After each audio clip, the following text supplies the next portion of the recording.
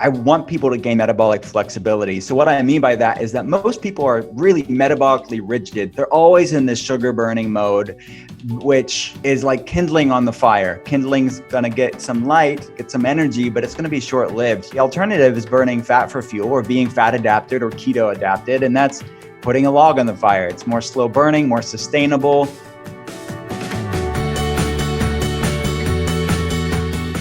Hey everybody, Dr. Axe here. Hey, so excited to have a good friend of mine. We've had him on the show before, Dr. Will Cole. And Dr. Will is the author of Ketotarian.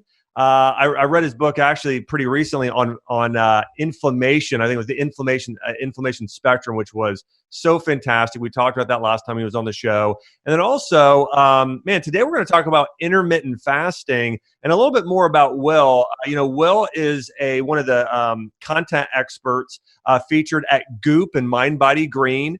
He's got his own podcast, which is super popular, and he's one of the leading functional medicine experts around the world and having a virtual practice. So if you're looking for somebody that you can go to for your functional medicine needs, you can actually set up an appointment with him. He sees people from all over the world and consults a lot of celebrities, a lot of athletes. And so I just want to say, hey, welcome to the show, Dr. Will. Thanks, buddy. I'm excited to be back, and I love your podcast so much, and I've been waiting all week to be talking with you. Awesome, dude. Well, I know we were texting last night and just catching up a little bit. And I love the background you got going on there. If anybody's watching on YouTube, you got the cactus there, especially, man. A few cactuses, those are sweet. This is where I consult patients. This is my office. Okay. That I talk via webcam to people. Yeah. So I told myself, if I'm going to be here 10 hours a day talking to people online, I want this to be as zen as it can be. So I like it. I'm feeling it, man. It's good. Thanks. It's real good. All right. So we're going to talk about fasting today. We're also going to talk about keto diet. We're going to talk about, a little bit about inflammation and ways to fight that. But before we dive into that, man, I would love to hear from you. What got you involved in the holistic medicine space or functional medicine space? Yeah. So I grew up in a home that was interested in health and wellness. We have mutual people that, I grew up with and mutual friends that grew up with. And my dad was a bodybuilder in the 80s and 90s. And I thought it was normal to have your dad like lubed up and like in purple Speedos and like doing these. He was Mr. Pittsburgh competitions in the 80s and 90s. So like that world of fitness and bodybuilding, it kind of brings about a certain perspective around food. Not always the healthiest, but it kind of was part of the health space in the 80s and 90s. So what we ate at home, I learned very quickly the difference between what I ate and my friends ate at school. And I think that was very formative years for any kid. So for me, it was kind of seeing how food impacted one's health. And that evolved to me wanting to learn that for myself. And so I went to a integrative school, Southern California University of Health Sciences, where there's a lot of different modalities. There's MDs and DCs and acupuncturists and oriental medicine doctors, all kind of teaching their modalities and their craft within medicine. So then I graduated knowing I wanted to be in functional medicine, but I'd be speaking about it or writing about it. So there'd be people in different states and countries that would want to learn about this or wanted to get labs and wanted to learn about their health from a functional medicine perspective. And we started one of the first functional medicine telehealth clinics over 12 years ago. It didn't plan on this crazy time we're living through right now, but that's what my day job has been this whole time. So it's been definitely a passion of mine and a heart of mine to get to the root cause of why people are going through their health issues. And that all evolved from me being that weird kid, like drinking some weird adaptogenic tonic at like 9 years old. But now it's just a little bit more to the next level. I love that because we do have that connection. So, Dr. Dan Pompa, a mutual friend of ours, was in the space, practice with your dad, right? Yeah. And he's amazing. And he, Dr. Pompa is an amazing story. The guy had got chronic fatigue syndrome from getting his mercury fillings removed, the silver fillings in your mouth. They took him out the wrong way. That mercury went and actually affected his brain, his neurological system. came down with chronic fatigue, all of these serious symptoms, and found a way to heal himself through detoxification, detoxifying heavy metals. And now he's, he does some similar things that we do in terms of a lot of teaching, a lot about fasting, a lot about keto, a lot about using food as medicine. And Dan actually was a trainer at my dad's gym, Gold's Gym, like back in the day when I was little.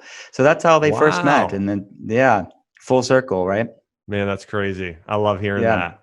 So one of the things I know you talked about, and I know you even touched on this in your book, Ketotarian, but you really talk about this benefit of doing, a diet that's lower in carbohydrates and really focusing on those healthy fats, but also coupling that with fasting, specifically intermittent fasting. Let's first touch on fasting. So what are the benefits of general fasting? And then what do you love about intermittent fasting? Why is that the type of fasting that you recommend, the most to the patients you work with?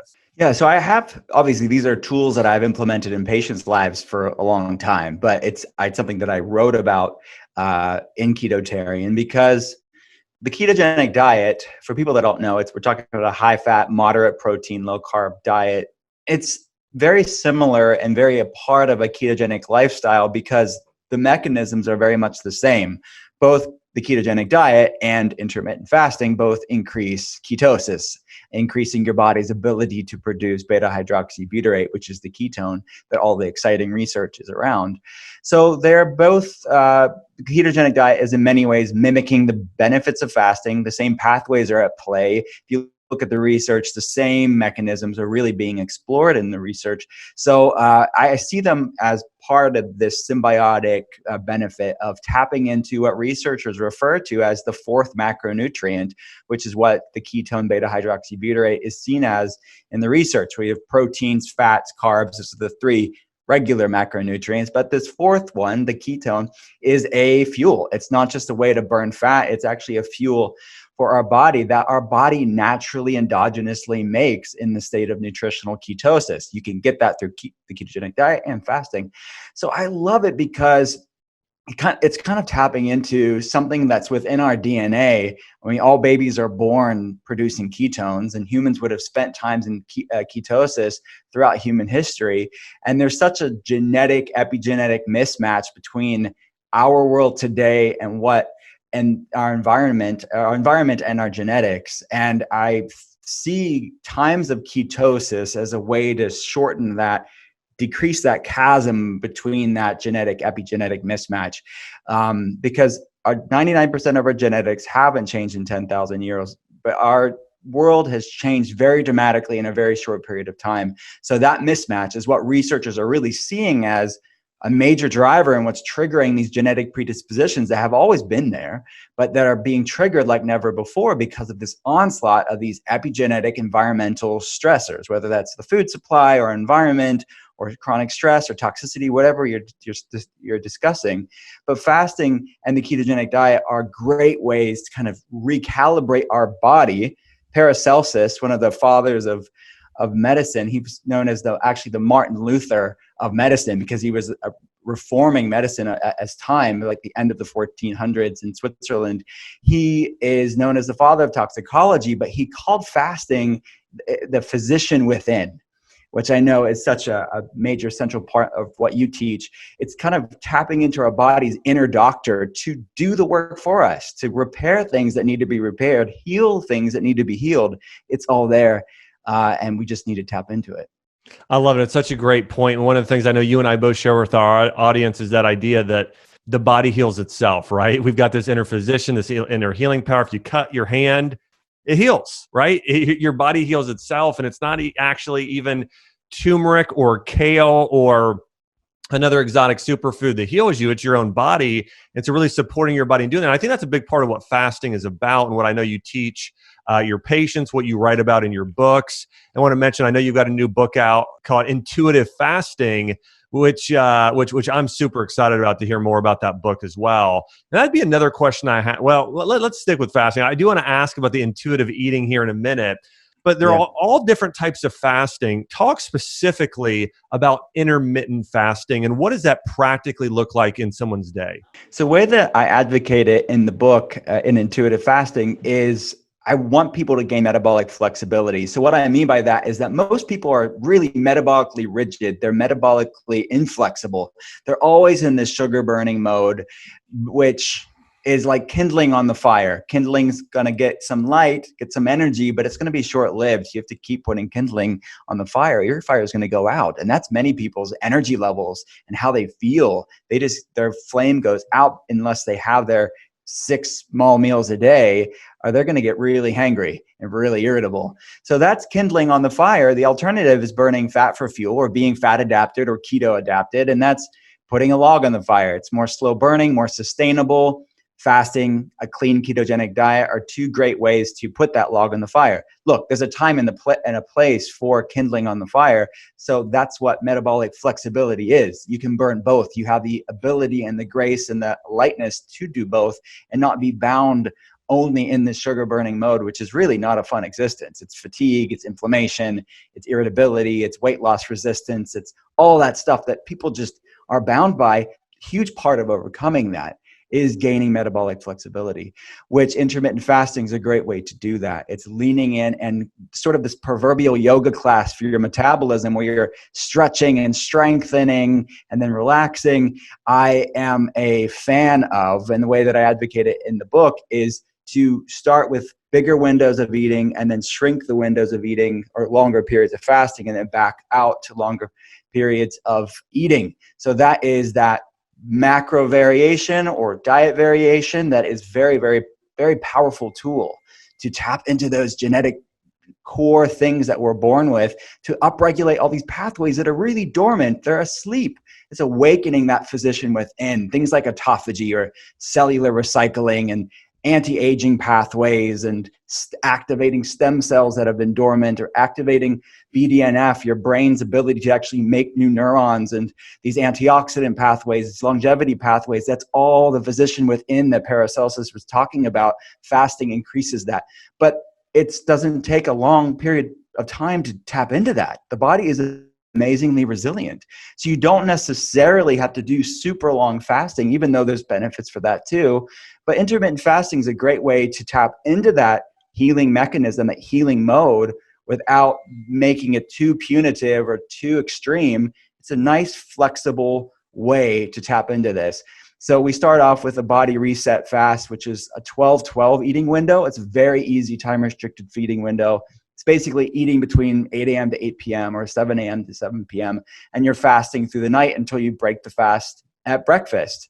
And then the next week, we go into a metabolic recharge. It's a bit deeper. Week 3 is a cellular renewal. So it's almost what I call an almost OMAD approach, which OMAD is a 1 meal a day. So it is a 22-2 fasting to eating window. So that's when you get into the autophagy and the stem cell stuff.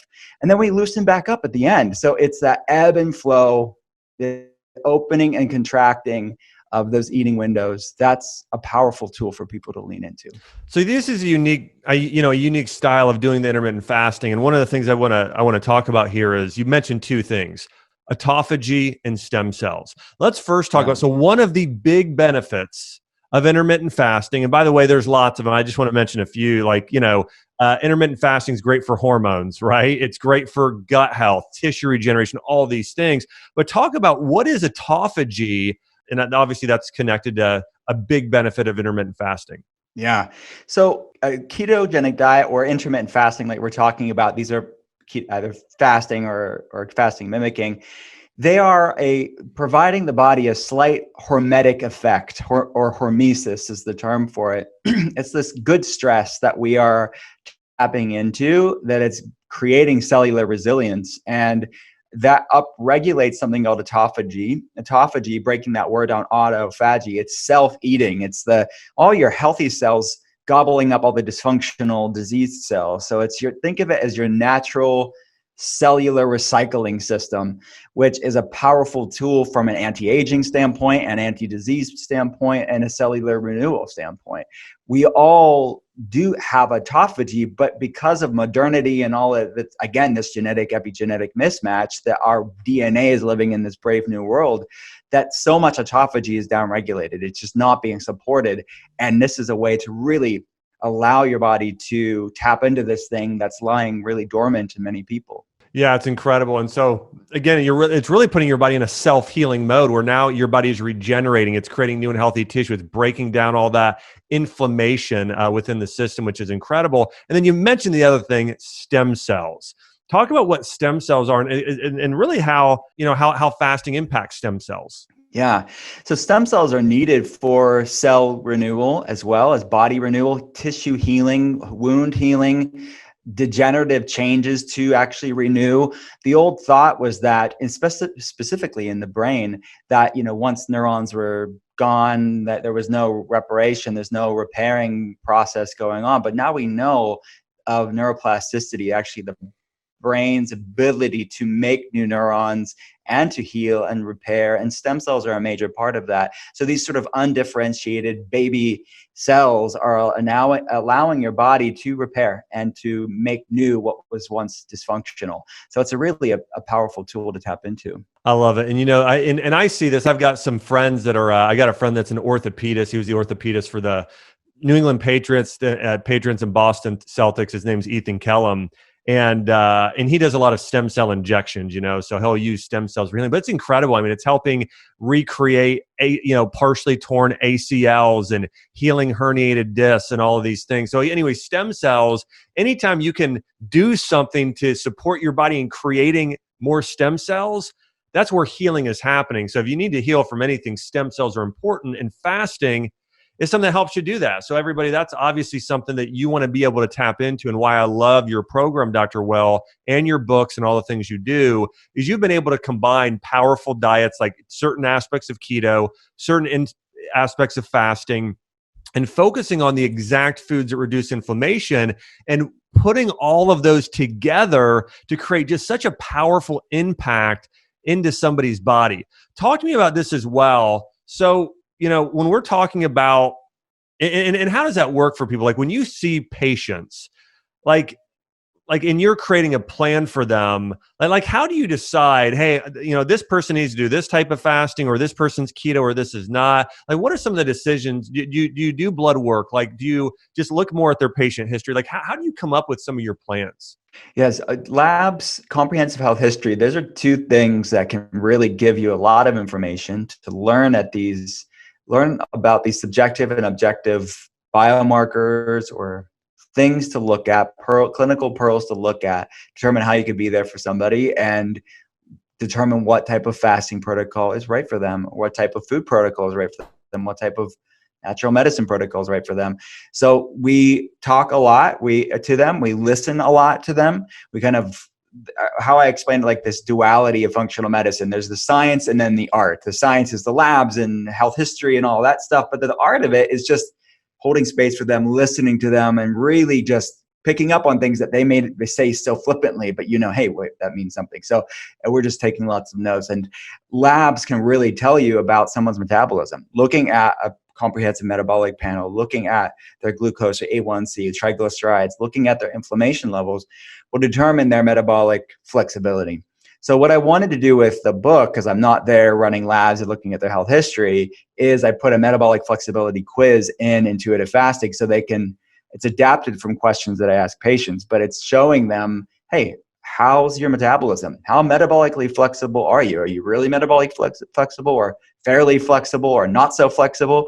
And they can compare that as they do these cycles of 4 weeks of intermittent fasting that I advocate in the book. So they can see those numbers improve, which those numbers on the quiz are going to be a sign that the body is becoming more metabolically flexible. And I would assume if they were running labs, they could quantify that as they improve their health. One of the things that I hear that makes fasting difficult that people will say is, I'm very hungry, like it's the cravings. And so, what do you say to patients about, hey, how are you going to get through that over a period of a few days? And then how long do those cravings last? Have you found when people do your program, do they have a lot of those cravings still? Or if they don't, how do you lessen those cravings? Well, it depends on how metabolically flexible they are. The way that I do it in the book, we start off with a pretty light intermittent fasting window, and then every week we lean into it. But some people will be fine leaning in 1 week, and then 1 week a little bit deeper of a fast, the next week a bit deeper. They'll be fine. Some people, and I actually put this in the book because I see patients, obviously I'm seeing everybody's everyone's so different, that if they need to repeat that fast a second week and a third week at that lighter fast, go with where your instincts are. I mean, it's part of the reason why I call the book Intuitive Fasting. There's some other reasons too, I guess we could get to, but the one of the other reasons, I want people to have that sort of inner awareness about themselves, to not feel rushed, or just because it's in a book, they can really kind of take it lower and slower, to give their body that time and that grace to lean into this. Because this isn't a fad diet. This is just integrating wellness into your life. It's integrating metabolic flexibility into your life. And we all have so many variables to consider. So it's okay to take it. Some people just go too fast too soon, right? They're just going deeper fast when they don't need to. So take it lighter, allow your body to adjust it to it, and then slowly lean into it. But that doesn't mean that having some hunger is necessarily even a bad thing either. So people have to kind of put that in context, that we are so used to always being satiated that we're very uncomfortable with even a little bit of hunger pangs. So I want people to also learn and use this as a time, and this is really the second reason why I call it intuitive fasting, to learn about themselves, to actually hear their intuition. Because sometimes it's so hard to differentiate between intuition and imbalance. When your body's out of balance, there's so much noise going on in the body. And as far as hormonal imbalances or inflammation, is it intuition or is it hormone imbalance? Is it intuition or hangriness? Is it intuition or cravings, insatiable cravings? And stress eating, emotional eating isn't intuitive eating, but I want people to get to a place of intuitive eating. But when you're metabolically inflexible, you're bound by the loud noise of imbalance. But I want them to hear that still small voice of their intuition, which takes time. So sometimes it's all right to there's a time for fasting and a time for eating, and it's all right to feel a little bit of hunger. It's not necessarily a bad thing. Yeah, I know for myself. So when I actually did intermittent fasting for a couple of years. This was back many years ago. And one of the things, I kind of started off not eating till 9 o'clock, and then waiting until 10, and then it was 11, and then it was noon, and then it was 1 o'clock. And then I would just eat at like, around, actually by the time I felt pretty good eating at like noon, 3 and 6. Like I would just have those, I'd have just a small snack in between, but I felt really good doing that, but just listening to my body, kind of easing my way into it. So I just wanted to say, hey, I've done that myself, and it was a great way to ease myself into fasting, and I felt great doing it. Yeah. You've used the word a few times now. It's the name of your book, Intuitive Fasting. Talk about give me that definition, or what exactly is that, and how can people be intuitive in their fasting or their eating? So I'm a firm believer that we should really be governed by an intuition, and be governed by sort of an innate knowledge of what our body loves and doesn't love. But it's really hard, again, to be eating from a place of intuition when there's imbalance in the body. Metabolic inflexibility, blood sugar imbalance, inflammation is really going to impact you on many different levels. Physiologically, it's going to impact your hormonal signaling, your gut-brain axis. There's many dysregulation going on, which is going to create that both physical and metaphorical noise in the body.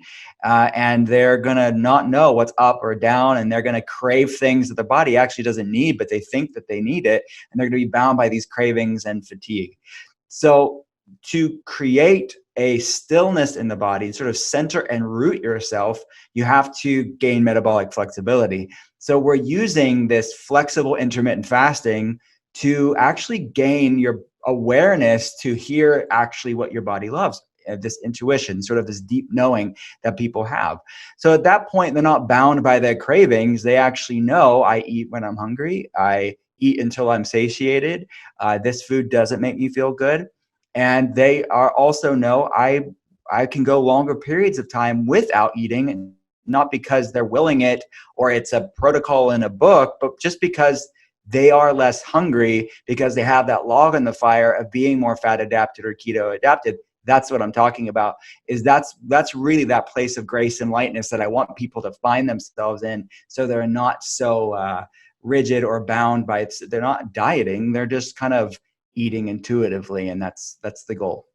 I love it. And I think it's so important. I think at this point in my life too, and for myself, my wife Chelsea, we are very intuitive eaters. We're really listening to our body, and also I think we know, hey, certain times of year, I just intuitively know, hey, you know what? it's Chelsea was saying this the other day, like or she says this at different seasons, like, I think it's time for us to start eating some soup. Hey, I think it's time to make that chili. I think it's time, hey, it's spring, it's time to eat more salads. In the summer, it's time for watermelon. Like, I think this things of both the food to eat, but also the times to eat, how much you eat. I love that thing, and it goes back to this thing that you talked about earlier. We've got a doctor within us. Listen to the doctor, right? Listen to what your body is telling you need. And that doesn't mean that sugar cravings, if you're craving that sugar, it's more this, having this wisdom and knowing, like, okay, my body wants something sweet, and it's probably cinnamon and a couple bites of sweet potato or a few blueberries or raspberries, but it's not saying process it. So anyways, just wanted to clarify that. But I think I love the idea of intuitive eating. I think for someone's lifetime, I mean, it's the way that they're going to be the healthiest, because again, they're listening to your body. Your body knows, being able to tell those warning signs. In fact, you look at Chinese medicine, the doctors just figured out everything from, hey, let me look at your facial complexion. Let me look at your tongue, feel your pulse. The body tells you what it needs. So anyways, just want to say I love that. I want to encourage everybody, hey, make sure, check out Dr. Will's new book, Intuitive Fasting. You can go to Amazon.com, just search Dr. Will Cole. He's got several great books out. You can go to barnesandnoble.com. You can go to your local bookstore. It's in bookstores nationwide, but it's called Intuitive Fasting. It's one of the best books on fasting ever written. And I'll say this, it's different than the other books on fasting because it's really working with what your body wants and needs. It's incorporating some things with doing those healthy fats. So the other thing I can tell you, everybody, from just, looking through what Dr. Will's program is that it's also going to put you in a position where you're going to have less of those cravings because of the food you eat. And Will, maybe that's the next question here for you. That's a difference, right, between what you're recommending and others, because if somebody just says, I'm going to intermittent fast, and then they go and eat the wrong thing. Maybe they're having a bowl of, cereal with wheat and corn in it, and then having, some pasta for lunch. That's not going to work very well with fasting, is it? No.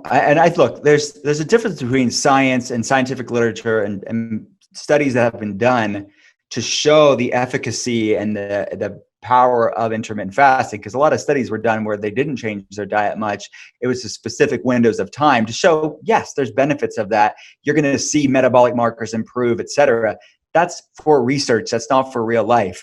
When you're talking about long-term sustainable plans, I, as a functional medicine practitioner, wouldn't advocate fasting your way out of a poor diet. I don't think that's the goal here. But so pairing, and I think intermittent fasting is powerfully amplified, exponentially so, when it's paired with a nutrient-dense diet, because it's going to, like you said, it's going to work symbiotically. So when you're breaking that fast, you can actually be really supporting that fast even beyond the fast. And like I mentioned with Ketotarian, it's a clean, nutrient-dense, mostly plant-based ketogenic diet. It is mimicking a lot of the same benefits of fasting. So even when you're breaking the fast, you're eating this delicious food, but you're still in ketosis. So you're kind of still leaning into those fasting mechanisms for that physician within. But then there's a time and place. Of course, you talked this brilliantly in your book, and I advocate for it as well, is most people do well with a cyclical ketogenic approach. So there's a time and place for that clean kindling. It's not the dirty kindling of like the refined carbohydrates and junk food and sugar. It's talking about like sweet potatoes and rice and fruit and things like that. And that's okay. So women do better with a cyclical ketogenic approach. So I advocate for that in the book. So it's not always in ketosis. It's not always deep fasts. It's about both. And that's what metabolic flexibility is. I love it. I love it. So a few more questions for you. Are there any supplements? Are there any herbs? Is there anything else that you recommend when somebody's looking at fasting or, cutting some of the carbs, getting more of the fats? Are there any specific nutrients or herbals or supplements that can really support somebody's body in doing this and seeing results? Absolutely. So, I mean, when somebody's fasting, I think a good segue food or food medicine that people can lean into when they are trying to gain metabolic flexibility, they're off of a lot of the carbohydrate junk food.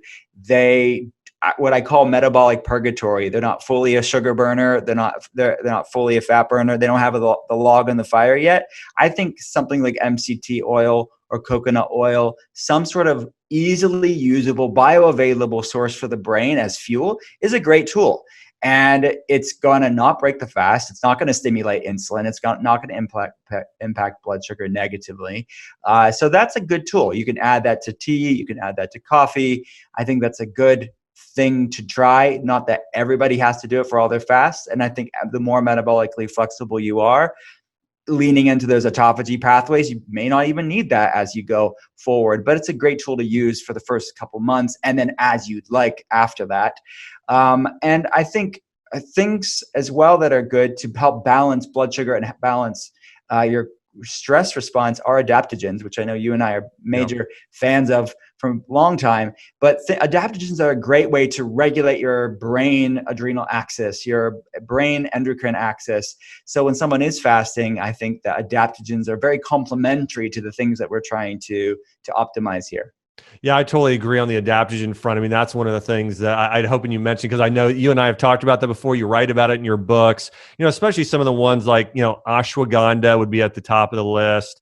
Rhamania, rhodiola, holy basil. I mean, there's so many reishi mushroom, cordyceps. So anyways, I couldn't agree more. Love that advice. What about lifestyle practices? Are there any lifestyle practices you talk about in the book? Any natural therapies that you think can really support people, especially as we're talking about weight loss, like burning that extra body fat that sits around the organs that causes disease, but also doesn't look good on people, or that people don't want, I should say instead. And then also, balancing, we know how important insulin is, right? If you look at Alzheimer's, is called type 3 diabetes, polycystic ovary syndrome, and infertility. A lot of times those are insulin issues. So talk to me a little bit about,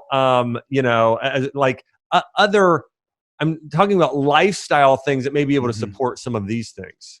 Yeah, I think that there's some really compelling research around fasted workouts. And I talk about it at length in intuitive fasting because I want people to optimize their time of fasting. And not to say that everybody has to do this. I definitely think you should start learning how your body is. And at the beginning, maybe people shouldn't be doing this, but take it easy, start off low and slow. But I do think that getting to the place where you are able to do a decent high intensity interval training or some sort of burst training, some sort of either cardio or weight training or both during a fasted state, in a fasted state, can really exponentially increase the benefits of that workout because it's adding to that hormetic effect, that hormesis that I talked about earlier. That fasting puts you in that state of good stress. Is that cellular renewal? Well, so does working out as well. And it sort of amplifies those benefits, that physician with in time. Not everybody, again, start off low and slow. You don't want to expend too much energy if you're not that metabolically flexible, but that's the goal. It's as you gain metabolic flexibility, you can do more of those things and actually feel great doing them. So that's definitely a tool to increase lipolysis or fat burning. So if someone has trouble losing weight, a fasted workout can be definitely something to experiment with. Stress management, of course, is very, very paramount. So especially if they are kind of addicted to food or they have an emotional attachment to food, I have this whole section of basically using your meal time. I call them metaphysical meals. So basically using that time of fasting when you would have that breakfast or that lunch or that snack to really go in and use it as a time of prayer and meditation to learn about yourself and to calm your stress hormones, to allow that fast to really be an introspective time to learn about yourself, to learn about your body and maybe what you lean on. The things you lean on maybe aren't the most healthiest habits, and you can start to undo that programming that you've been doing for maybe a long time. I love you're saying this, Dr. Will, because actually one of the things I did yesterday is I did a fast and spent a lot of time in prayer, almost the whole day in prayer. Chelsea and I were, praying for our nation. We were praying for just some breakthroughs. And I think, when you look at throughout history, fasting was done, it's referenced quite frequently in the Judeo-Christian faith, especially early on. I know later on in the religion of Islam. But all that being said, fasting has been done for a long period of time, a lot of times for spiritual breakthroughs, for breakthroughs in life to overcome addictions. And so I think, that's the other big thing as we talk about fasting, and that I love that you just referenced there and you reference in your books is, fasting, if you are going to fast, be conscious as well of replacing maybe that time you spend eating or doing something else with doing something that's really going to help deepen you as a person, that's going to help you better serve humanity, just increase your character, And so, and again, prayer, meditation, these things are fantastic. So anyways, I'm just, and I know this is why, why you're a, close friend of mine is anytime we're grabbing lunch at True Food Kitchen or I'm seeing you, we're speaking at a similar event, we're talking about our relationship with God, spirituality, but we're also, of course, talking about food as medicine. We're big foodies, so we're enjoying a meal together. But anyways, I love that you cover some of these things in your book and the lectures you teach, that again, it's about food and eating healthy, but it's also about health is body, mind, and spirit, right? We got to take care of our spirits. And fasting is actually a great way to nurture yourself spiritually if you have a good type of gratitude practice, prayer, meditation along with that. Yeah, totally. I mean, it could be something as simple as journaling and like writing things you're grateful for. It doesn't have to be super difficult or super you don't have to be a Zen meditation master. You could just do very simple things to cultivate gratitude or cultivate stillness or appreciation in your life. So it definitely is important. And so I really want this book to be not just about physical health, but hopefully grow in spiritual health and to mental, emotional health too. I love it. Well, hey, I want to encourage everybody listening. Hey, go and check out Dr. Will's new book. You can just go to Amazon.com or BarnesandNoble.com and search Dr. Will Cole or Intuitive Fasting. And you can find his book, Intuitive Fasting, in bookstores nationwide, along with his other books like Ketotarian and The Inflammation Spectrum. He's got a great book there as well. Dr. Will, where can everybody find you? Thanks so much, man. I appreciate you so much. Everything's at drwillcole.com. That's drwillcole.com. They can get all the links to the books there. We offer a free webcam or phone health evaluation if people want to get a functional medicine perspective on their case. So yeah, everything is at drwillcole.com. I love it, guys. Check it out, drwillcole.com. Again, thanks, Dr. Will, for coming on. Again, Dr. Will is an expert in functional medicine, a best-selling author of multiple books, and a good friend of mine. I want to say, Dr. Will, thanks again for coming on. And I'm sure I'll have you go on again here in the near future. Thanks, buddy. Great. Thanks, Dr. Will. Thanks, everybody. This podcast is for information purposes only. Statements and views expressed in this podcast are not medical advice and have not been evaluated by the Food and Drug Administration. Opinions of guests are their own, and this podcast does not endorse or accept responsibility for statements made by guests. In some cases, individuals on this podcast may have a direct or indirect financial interest in products or services referred to herein.